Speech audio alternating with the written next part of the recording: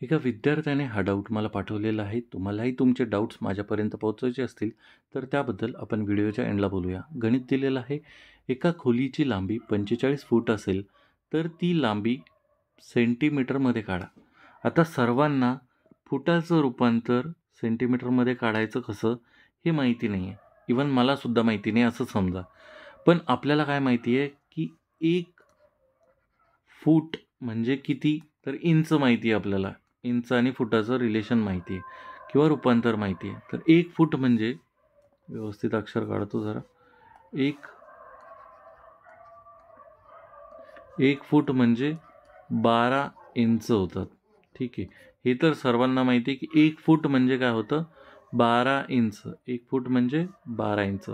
आणि आपल्याला माहिती आहे, की 1 इंच म्हणजे किती सेंटीमीटर? आता फूटचं डायरेक्ट सेंटीमीटरमध्ये नाही आहे, पण 1 इंच म्हणजे किती? 2.54 सेंटीमीटर एवढं होतं. तर 1 इंच बरोबर 2.54 सेंटीमीटर. आता तुम्हाला किती फूट विचारलेलं आहे? 45 फूट विचारलेलं आहे. 45 फूट बरोबर किती? तर 1 फूट बरोबर 12. तर 45 फूट बरोबर काय येणार आहे? 45 गुणिला 12 एवढं कशात येणार आहे? हे इंचमध्ये येणार आहे. तर आपण ह्याचं इंचचं उत्तर काढून घेऊ.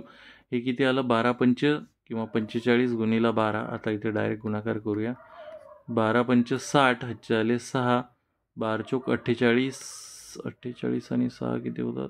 8 आणि 6 14, म्हणजे 54 झालं. म्हणजे किती आलं? 540 इंच.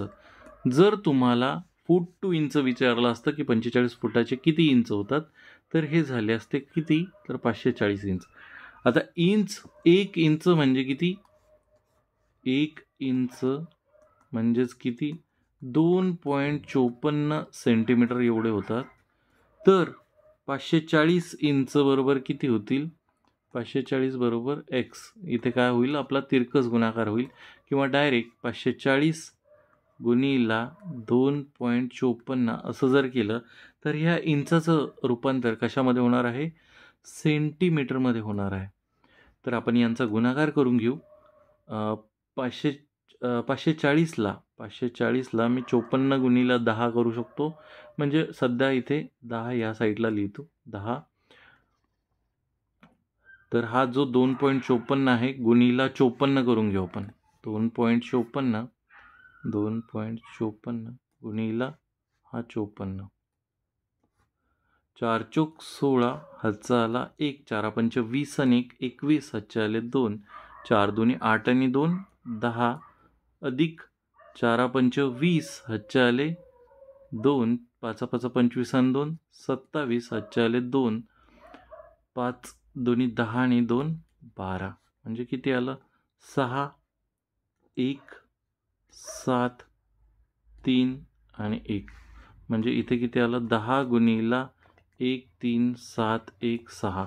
आता पॉईंट नंतर किती संख्या होत्या इथे? 2 होत्या. म्हणजे पॉईंट नंतर अशा 2 संख्या आल्या पाहिजे. म्हणजे किती? 137.16 137.16 आले पाहिजे. ठीक आहे.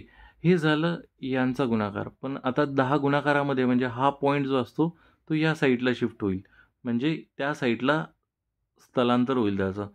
तर किती येईल? 1371.6 सेंटीमीटर. पण ह्याला तुम्ही कसं लिहू शकतो? 60 सेंटीमीटर लिहू शकतात. म्हणजे 1371.60 किंवा 600 सेंटीमीटर.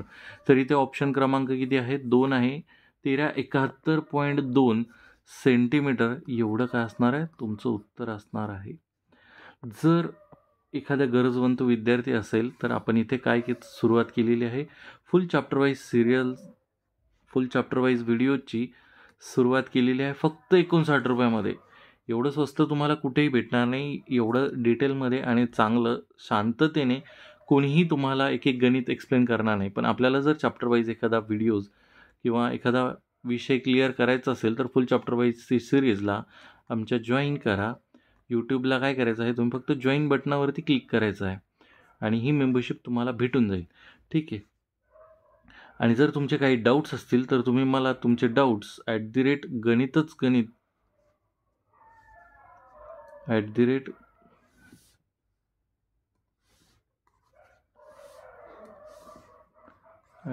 गणितचं गणित